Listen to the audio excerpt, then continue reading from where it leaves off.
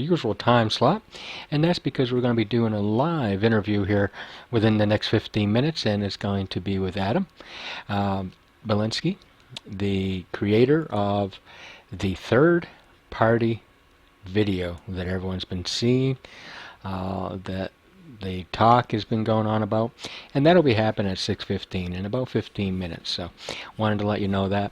In the meantime, there's a lot going on in the news, as we know. The southeastern part of the United States has managed to survive the Hurricane Matthew, so that's good. And just a couple of things I did want to mention. As you are well aware, we had some interesting conversations that we found out about over the weekend, and that was with one of the candidates, Donald Trump, and his verbiage that he used for how he approached women and what he thought was okay and what he thought was not okay. And there is a new movement that has started, and it's hashtag why just why. And it's asking the question of why people are just going ahead and accepting that it's a funny thing, that it's just locker room talk, or whatever the excuse may be. And they've actually put out some memes or pictures or whatever you want to call them, pretty much stating, they're questioning why is acceptable, and what the gist of it is why sexual abuse, why rape, why joke about it, why do it, why ignore it, and then obviously the hashtag why just why. And they're asking Donald Trump and Hillary Clinton both. They feel that Hillary, with the cover-up, the scandals, when her husband, Bill Clinton, was President of the United States, is as guilty of covering up, ignoring, allowing sexual abuse to occur.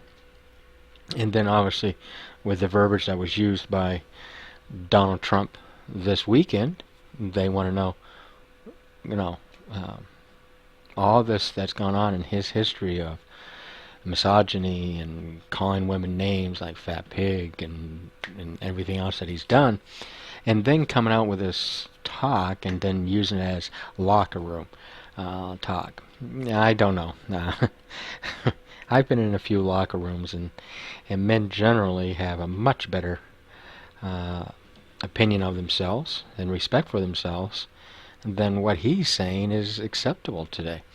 So the question boils down to, what is your opinion? Do you feel that it's okay to use that kind of language? Do you feel that it's okay to be vulgar, to be rude, whatever you may want to call it, in return for getting what you want? So that's the gist of that. And if you have a chance to support, and I guess it's on Twitter, it's called Why Just Why, and of course it has the hashtag in front of it. So it's a discussion that's going on concerning that. And I know that Evan McMullen has come out strongly and said enough is enough. His running mate, Mindy Finn, has also stated that. And we're finding that several leaders throughout the country are coming out and saying that this was just too much. Anywhere from Susan Collins, a senator from northern Maine, to other senators, other representatives, and other leaders throughout the country are all saying the same thing. Enough is enough. I mean, we're in the year 2016. We should be sophisticated enough that if we're going to be voting for a president of the United States, one of the big things that we need is we need somebody who represents our moral aptitude, our principles, our integrity. I don't see that as America. I don't see that as the type of people that we are. Do you? Do you feel that America is to the point that we can put women back over 100 years and talk to them like they are just a piece of something for a man's enjoyment? Is that all that they're for? Um, would you want your family to be around people like that? Would you want your daughter, sister, mother to be approached by somebody who feels that way? What is your thoughts on that? It would be kind of nice to get some input on exactly where you're coming from as far as your thoughts into that. Because as we know, that has been a lot of talk, and we have people saying, well, yeah, it was a one-time event. That's not a one-time event. I mean, we've got women coming out from Donald Trump's ex-girlfriend to people who worked on The Apprentice to the beauty pageant contestants who state that he demanded that he come in and inspect them when they were nude before they would get dressed for the events, to go and clear back to his first wife, Ivana, and the court records of what happened there. This is not a one-time occurrence. This is just a broadening of the whole gambit that Donald Trump has been going through now for over 30 years. It's something that just is not acceptable as far as I'm concerned, and I don't believe for the average American, that it's what they accept. It's what they want in their family. We don't want that. We don't want to be nervous and scared about our daughters and our sisters and our mothers if they go out somewhere to be attached to something like that, or to be attacked by somebody like that. It's just not a good thing. So in the meantime, we also see that there's going to be a third-party debate. Right now, I do see that Jill Stein and Gary Johnson are the two people for that third-party, I guess, town hall discussion roundtable on one of the channels. My question is what happened to the other third-party people? And we're talking about Darrell Castle, and we're talking about Evan McMullen. If you're going to have a third-party discussion roundtable debate, then have it for all of the third-party people, not for one, not for two, but for everyone. And I see that Jill Stein has been on the same page as Evan McMullen as far as having a third-party debate. She feels as strongly as he does about getting the word out, getting to know what their platform is, what their beliefs are, what they can do for America. And this year, this is something that is so important. We don't have a duopoly. We don't have two parties only. We have several people. We have Jill Stein, Green Party. We have Gary Johnson, the Independent Party. We have Darrell Castle, he's the Constitutionalist Party. And then we have Evan McMullen, which is the Independent Party. And then we have several small parties that are running in like one state or whatever because they just don't have the funds to run anywhere else. But we have four strong concepts out there that are available for the American to choose from. You do not have to choose the lesser of two evils.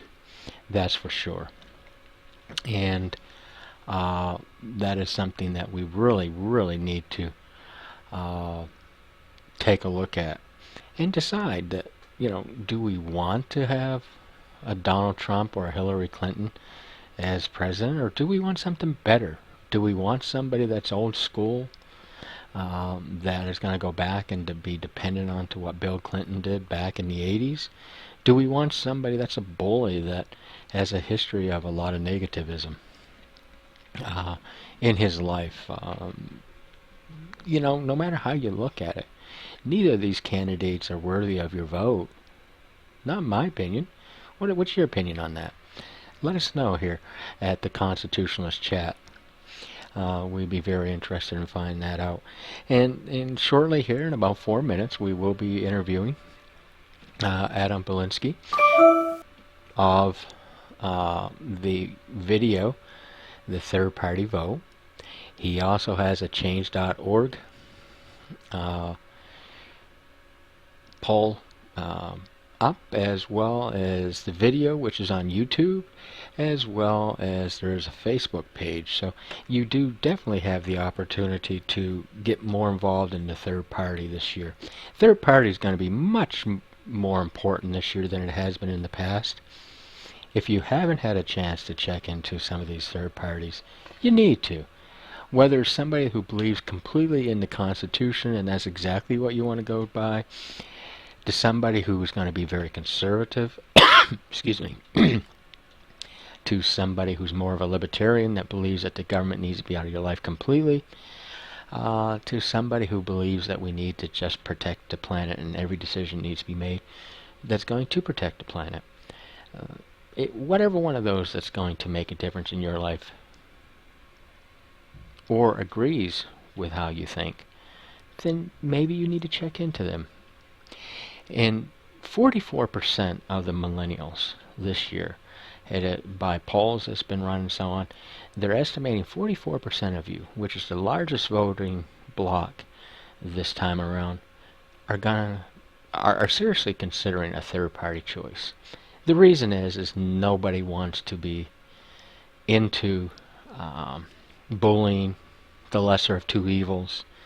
Some of the stuff that comes out, I mean, you know, we can go back to Hillary ignoring the Benghazi incident, to her scandalous email affairs, to going clear back to when she not only protected, but also went further and decided to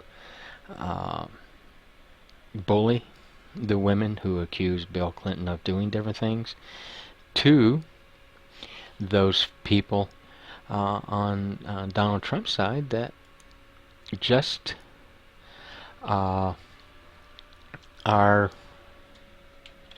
tired of the bullying, tired of the lies, tired of the flip-flopping. All that is going on as well. So we have about a minute before we're going to have Adam come on. So if you're going to hear quiet for just a moment, and as Adam does come on, we're going to talk to him a little bit about his video, and then we'll go from there. And again, get involved. Let us know what you're thinking. Let us know how you like the video. And we're going to go ahead and we're going to bring him on. So give me just a moment to do that.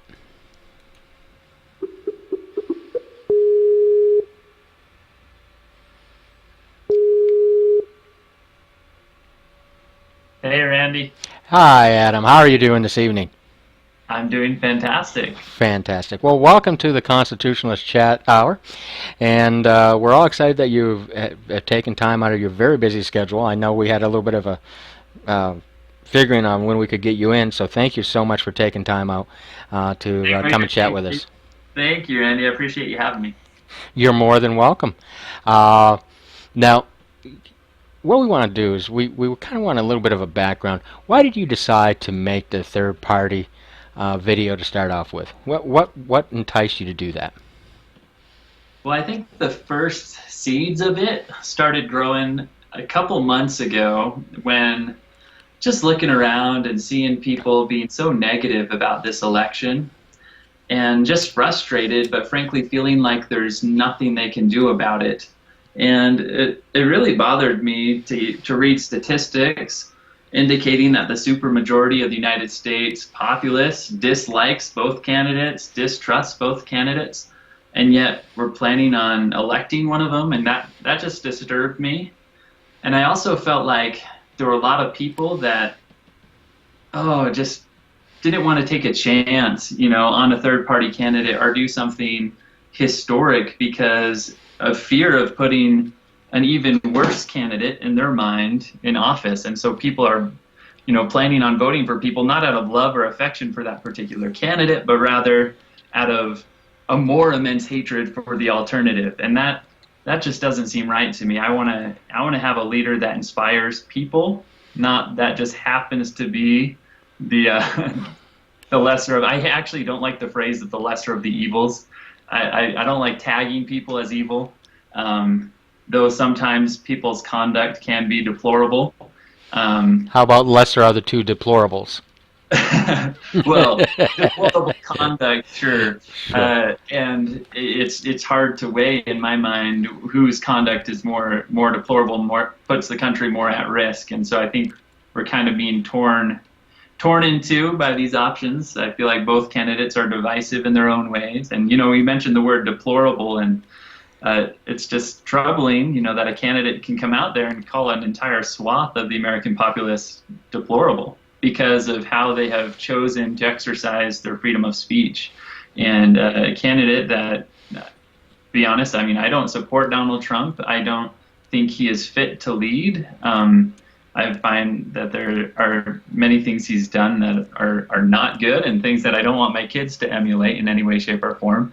But people have the right to learn about him and support him for whatever reason they choose to support him, and to just throw that side of America against the wall or in the garbage can even, and just I don't know. There's something wrong with that, and so I wish our candidates could be more respectful in their dialogue. Well, I can understand that, and the thing that really caught me in the video is let's boycott those debates because we knew what they were going to be because of the two people that were into the debate. They're Right. And look, I am all for an educated population, right? But I feel like most people have come to a point in their exposure to both Clinton and Trump that they've learned enough about them that, I mean, let's be honest, is our opinion of them suddenly going to be redeemed in some way, shape, or form? Probably not. And so I feel like the endless complaining, we just hear complaining ad nauseum in the news and everywhere about how unfit these candidates are. And we just keep giving them the limelight rather than doing something productive, shifting our focus, incentivizing a discussion that can give a third party candidate a fighting chance under the 12th Amendment. right, right, and this is historic this year. I think more than ever before. And some people try to go back to when we had Clinton and Bush, the elder, actually running. Right, and they bring up Perot. You're Yeah. right, right. But we have 44% of the millennials this year have stated, without a doubt, that they are strongly considering a third party candidate. Now, that is a huge voting block. Yeah. And we're not allowing them the opportunity to get to know the third party candidates because we're not giving them that stage. So your video works right into the feeling of the country. And you know what? I think that is a very powerful feeling. I mean, if I could just talk for a second about how the video was produced, I decided midday Thursday that I was actually going to do this video and sacrifice some of my other work. I'm an attorney. I do legal work, and I've had some other projects that have been distracting me from the breadwinning for my family. But on Thursday, my wife, she saw the parody that Trump supporters did Right. of Clinton's ad, and she tagged me in that video and said it's project time. And I got kind of the thumbs up from her that I could take a detour and do this project. So I had never done any project like this before, where you're coordinating with a bunch of different people and you're trying to produce it professionally with an infinite white background and everything like that. And I put out the word on Facebook just to my friends and friends of friends and told them to share it. And dozens of people showed up. We didn't turn anybody away. I mean, we only had a day of notice. And I was astounded by how many people showed up within a day's notice and trusted, that they would feel good about how this message would turn out. So I thought that was miraculous. I thought it was amazing the variety of people we got, the variety in their delivery was refreshing. Certainly, some of them had more experience on camera than others, but yeah, nobody was compensated. I wasn't compensated for my time. I borrowed my brother's equipment. He has a blossoming YouTube channel and a couple other entrepreneurial endeavors, so he has a little bit of a studio. And so I used his camera equipment, studio, and then everybody just volunteered their time. And I mentioned, in the description to my video, some people drove 75 miles just to come in for 3 minutes, stand in front of the camera, and say whatever line I told them to say. Totally remarkable in my mind. But they saw the rough idea of the script, they believed in the message, and so they sacrificed for it and they put their necks out there. And so I was really impressed by that, and I've been impressed by how well it's been received both on Facebook and YouTube. Well, and it's being well received on Twitter as well. And we talked about that earlier because I'm a big tweeting person. Never used to be, but I seem to have become one over the last few months. And every time I put your video out, I'm getting tons of responses, and then those people are getting tons of responses. And a lot of us communicate back and forth in private messages, and they're saying, "Oh my God, this is such a good video. This should be something that Evan is using." Well, Because it's funny that you mentioned that because so one of my goals with this video was to make it unifying for any third party candidate. Because I feel like if we stay fractured, we can be marginalized. But if we can at least unite to the overall idea of a third party candidate, not necessarily, we don't even have to know exactly which one yet, but we want that conversation to begin. And so if we can get a video out there that all the Johnson supporters can stomach, and we get a video out there that all the Stein supporters feel good about, and all the Castle supporters in McMullen, then we could have something epically viral. And that's what we were shooting for, because I feel like there's two steps in the process to make a real change here. Step one, lend credibility to third-party candidates by showing the country that the majority of people are looking that way and they want a third-party debate. Step two, everybody votes their conscience and the best third-party candidate hopefully gets elected. That's the theory anyways. Well, and that's a fantastic theory. And some of the numbers that you and I were talking about earlier today was that, like on your change.org, you had like 1,000 responses prior to your video going out, and just now you're at 10,500. That's tenfold. Yeah, just one day, yep. Yeah, I mean, Crazy. that's amazing. And the same thing with the Facebook page. There was 100 likes on that Facebook page, and now there's 1,000. Again, tenfold. If you can do that every day, what is that saying about America? That they're None of not this happy. has been sponsored. We're not like boosting any posts on Facebook. It's just people getting excited about the message. And something that I've really been inspired by is I get to go through and look, as an admin at all the different shares of the Facebook post, which now has like 55,000 views or something like that. And we're coming up on 2,000 people have shared it on Facebook, and I'm reading through and I'm seeing a lot of people that are saying about themselves, I don't usually get political. I don't put myself out there. This is the only thing I'm going to say this election. Please watch this. And that, I think, is amazing because I feel like, this video, as amateur as it is, it's giving some people a voice in some way. So I'm really grateful that I was able to participate in the project and work with other people on this giant collaboration. And people comment that they're like, oh man, it's so repetitive and everything. But I recognize not a lot of people, well, not everybody has seen the originals that we're parodying and trying to make fun of. You know what I'm saying? So Right. I don't take that kind of feedback critically. And if people are staunch Clinton or Trump supporters, all the power. 2016 and change.org, and you will be able to actually sign the petition for a third-party debate.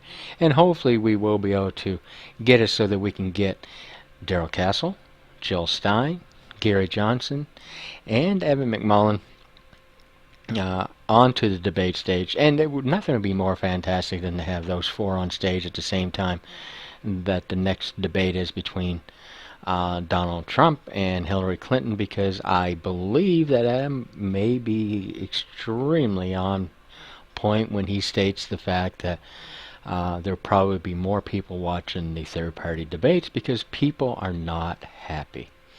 And you can go to also, if you want to talk to Adam, again, he is available on Twitter So you can go to twitter.com/Adam Belinsky, and that's Balinski.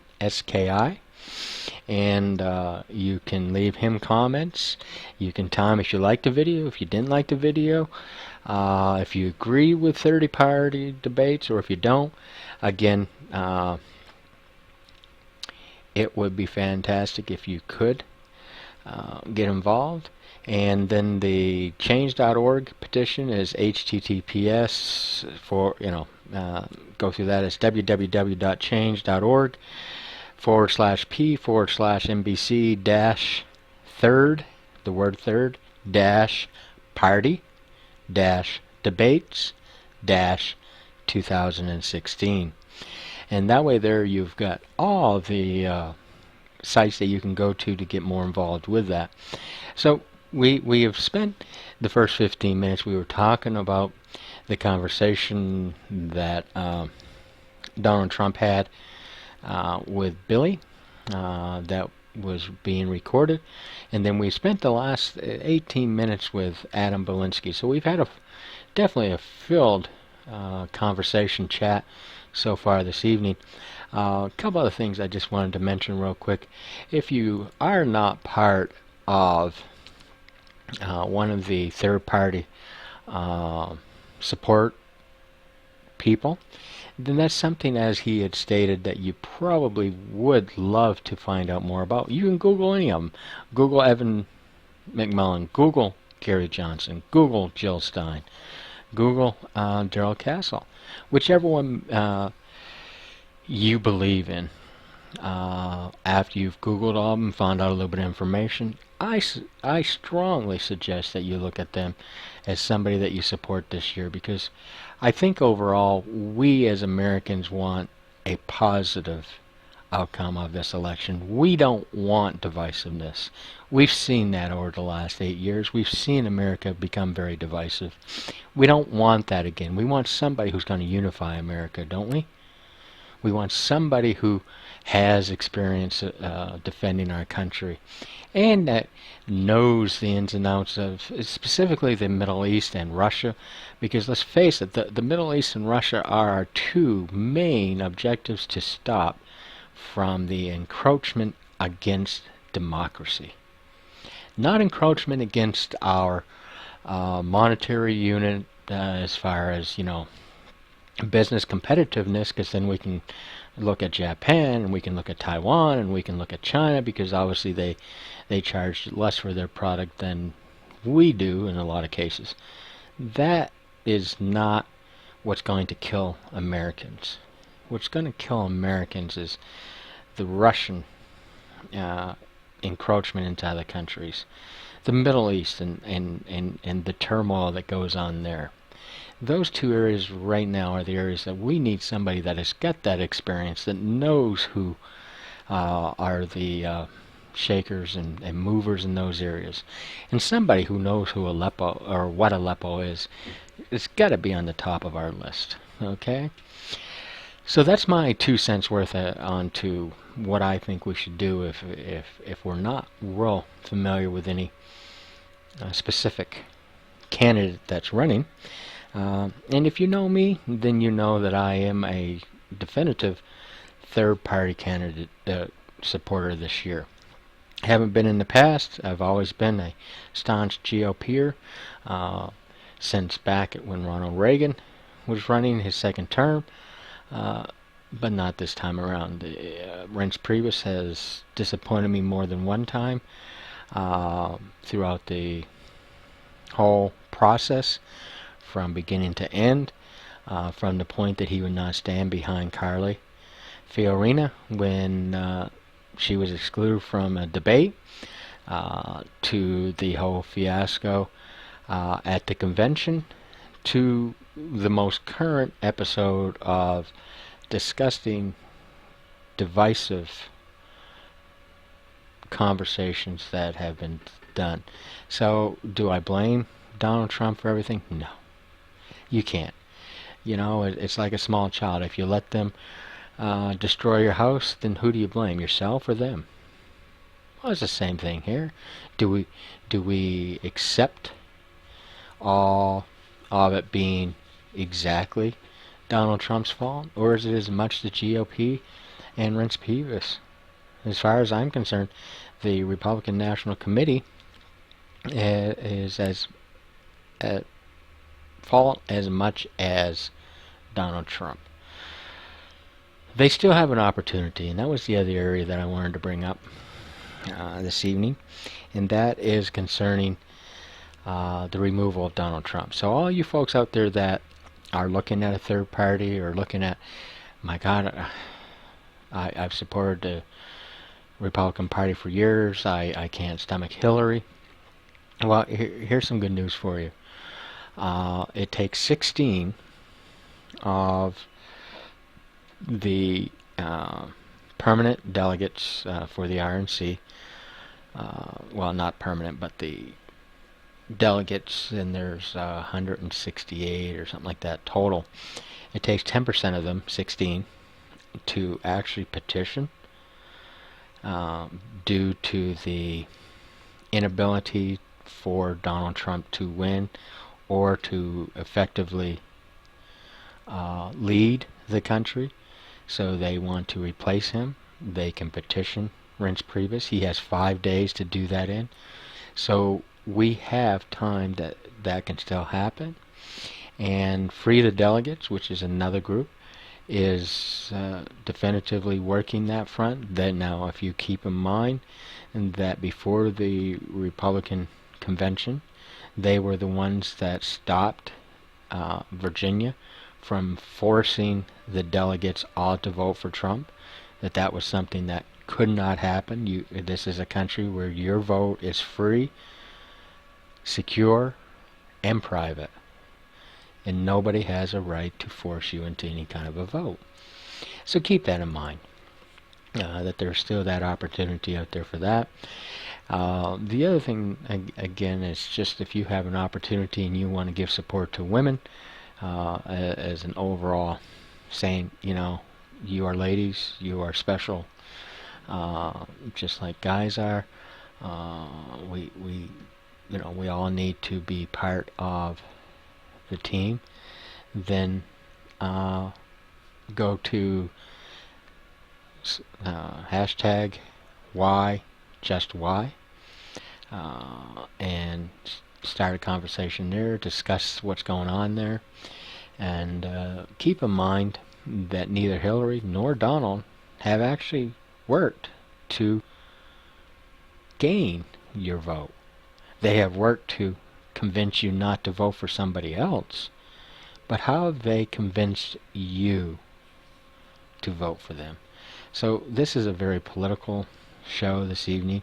And again, if you read what I talk about, and if you see my banner, it is the Constitution with the American flag behind it. There's a reason for that, and that's because I love America and I believe in America, and it's a time that the American people stood up for what's right, and we no longer can stand back and wait for somebody else to do it. If you're not going to do it, who's going to do it? Keep in mind of a few great people in this country. One of those happened to be Martin Luther King.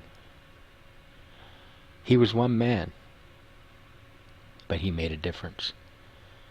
Think about that. One man was able to make a difference in this country. A long, everlasting difference in this country. By his voice. He did not ask for any kind of violence. Didn't ask to hate other people. He wanted America to change. And his voice brought that change. If that's the case, then what can we do as Americans today? Do we need to sit back and wait for somebody else? Or is our one voice the strength that America needs? I don't know about you, but America's still great as far as I'm concerned. And it really irritates me when somebody says, make America great again. How are you going to do that? Just exactly how are you going to do that? What special sauce do you have that's going to do something completely different than what any other president has been able to do? The problem is that we have allowed too many presidents to become egomaniacs once they become president, that all of a sudden that they are untouchable. I mean, signing away, on these presidential orders that are like laws that you have to do, and all that. Let's take a minute and step back. Is that really what America is about? What happened to you and I? What happened to the middle American? What happened to the young family that's just starting out that are having a hard time making ends meet? And when I say making ends meet, I mean they're already planning where their next paycheck's going to be able to pay the bills. And they know when bills are due, and they've got to make sure that they have enough for the food on the table for the family, and to be able to pay for the electricity and pay for gas to get to and from work, and they have to have food. And other than that, it's their house, their home, their apartment, whatever it is that they're paying for. And they're just making ends meet. Do you really believe that Donald Trump and Hillary Clinton have a concept or even come close to understanding that? Do you think either of them have ever had a college bill? We know Donald Trump hasn't, because his dad paid for it. So he doesn't know what it's like to have college loans to pay for. We need to wake up and realize that America needs a leader that understands and can empathize, honestly empathize with the situation that we're in. Maybe they haven't gone through the exact same thing, but they understand because they've been close to that same situation. But they've got some good ideas, and they know what it takes to lead great people to greatness. And that's what we need. Because America is great. We're the freest land in the world. We have the greatest military. We have people that just are capable of doing more than the average person. And that's what we need this year, is we need somebody that's going to create great leaders throughout the country. Somebody who believes in the Constitution, that's going to protect our First Amendment rights, going to protect our Second Amendment rights, going to protect our 12th Amendment rights, going to protect all of our rights. That's number one. Number two, that can lead great people to even greater heights. They're not going to take the credit. They're going to give the credit to the people who are great. And then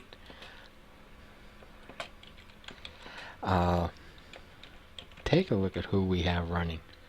Who do you think would be able to do that? Is it Donald Trump? Do you think he's going to be able to convince people to greater heights than they've ever been? Or is he going to push them down with his thumb? When you look at Hillary Clinton, is she going to be able to convince women to break that glass ceiling that she talked about for so long? Do you think that she's going to be able to empathize with women who have gone through sexual abuse? Is she going to be able to empathize with the mother who lost her son because of some terrorist in some foreign country? Is she going to be able to empathize with a person's wife or husband that has died because of information that was leaked out because of somebody not following protocol onto information being given? Do you think that Donald Trump is going to be able to empathize with the middle income worker when he terminates them to hire H-1B immigrants? Do you think that the bullying and the racketeering and the tax evasion and the money laundering that has gone on between Donald Trump and Hillary Clinton, that either of them are going to understand what it means to not spend money, but to only spend what you have, to be on a real budget? If Donald Trump is a billionaire, which I question wholeheartedly that he is, and that's probably why we don't see his tax returns, along with some other questionable tactics and so on. But he has no concept of a budget. He spends as he wants, when he wants. Hillary Clinton, she'll go do a speech and give somebody a favor and make a $500,000 off of it. Do you think that that matters to her? How much money it will take to put food on the table in the next week? I don't think either one of them are ready for us. They're not ready for America. They don't know how to bring them together. We have Donald Trump, who says, I've never had to ask for forgiveness. After the conversation that we just had recorded, that is some serious issues for somebody who does need to ask for forgiveness from their God, whoever that may be, whether they're a Jewish person, whether they're a Latter-day Saint Mormon, whether they are a Christian, a Catholic, whatever it takes to ask for forgiveness. Do you think that he is well aware of what people go through when it comes to their religion and how important it is to their life? He turned off the machines onto one of his relatives after their parents had passed away. And he weighed the difference between their life and how much it was cost them monthly to keep them alive. Do you think life means anything to a person who does that? Do you think sitting back and listening to the pleas and reading the pleas of the four men in Benghazi and doing nothing for them, at the same time telling the president of that country that they can assist him on getting out of the country? Do you think that Hillary Clinton knows what it means to lose a loved one? That she can empathize with you? The two of them have lied to us so many times during this election season.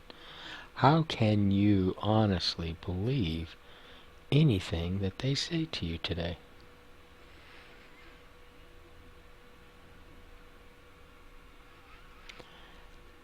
Well, that's my input for today. What do you think? You have any opinions? Is there anything that you would like to say? Is there anything you'd like to hear from me about? I would be more than happy to discuss that, talk about it,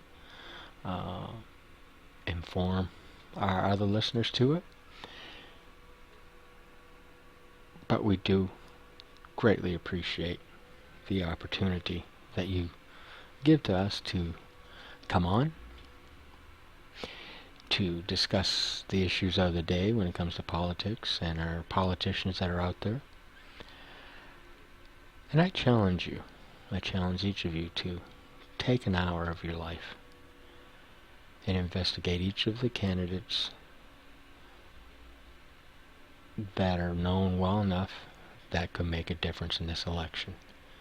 And that's Jill Stein, Darrell Castle, Kerry Johnson, Evan McMullin, Donald Trump, and Hillary Clinton. That's 6 people. That's 10 minutes a person. Investigate them. Find out a little bit about them. Then look at your family. Look at your circumstances.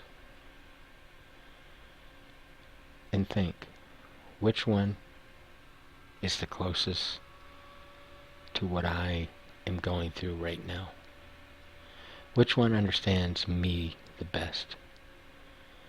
That's saying, I got you. I understand what you mean. Do they really? We don't need to insult another country's people by saying they're all rapists and criminals or murderers. We don't need to say that we're going to do a religious test on people to come into the country. We don't need to call women names that we shouldn't call them because they've accused our husband of rape, abuse, assault. We don't need that as our next president. We need somebody who's going to bring us together. We don't need the division in the country. Every American has the same equal rights. Does not matter whether you are black, white, if you're Native American, if you're Native Mexican that came to this country, or your ancestors came to this country and you've been here, your family's been here for 100 years. It does not matter. We're all Americans. Our ancestry should have nothing to do with how we're treated. Is your candidate open to that? Is your candidate going to make sure that the Constitution is followed? Is your candidate going to stop this expansion of the federal deficit? Is your candidate going to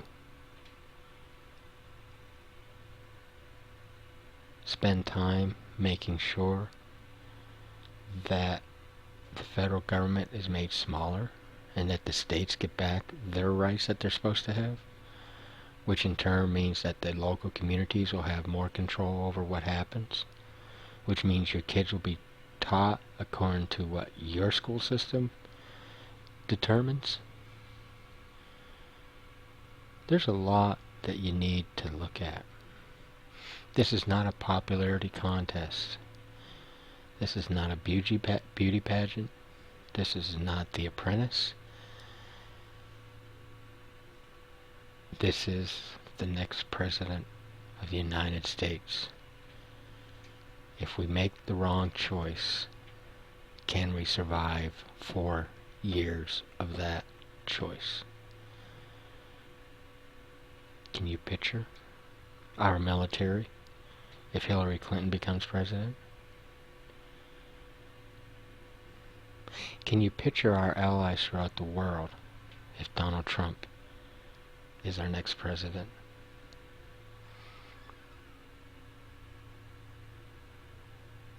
What about Gary Johnson? Do you think he'll be able to create alliances throughout the world? How about Evan McMullin? Will he be able to?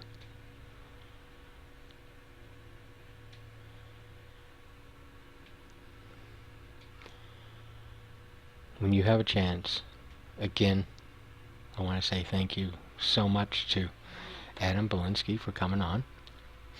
When you have a chance to, please definitely go to change.org, and it's /P/NBC-third-party-debates-2016. Sign the petition for third party. You can get in touch with him either on Twitter or Facebook. His Twitter is Adam Belinsky. His Facebook is Third Party Debates. And the YouTube is on there, and it is Third Party Debates. The letters, if you have a chance to write them down, is capital U, capital C, small y, 4, capital Q, small s, large X, capital W, capital I, capital M, capital U, C, D, G, U, all caps. Then you have GED, PE, all in small letters, the number 4, large J, small v, and a capital A. Now that's a lot of letters. So the best thing is if you go to the Facebook page of Third Party Debates, or if you look on the thread of the Constitutionalist, that's me, on to Twitter, I have his video there several times, and right after the program tonight, I'll go ahead and do that again. But until we have an opportunity to sit and chat over coffee, soda, I want to say thank you so much for giving me the opportunity to spend a little bit of time with you this evening. I hope it was enjoyable to listen to Adam. And again, just as a reminder, we're going to be having an interview with candidate Evan McMullin in the next day or so. So you will get more information on that as it does come through. And again, thank you so much for your time. and it's been a pleasure. And at this time, we will call it a night. Take care.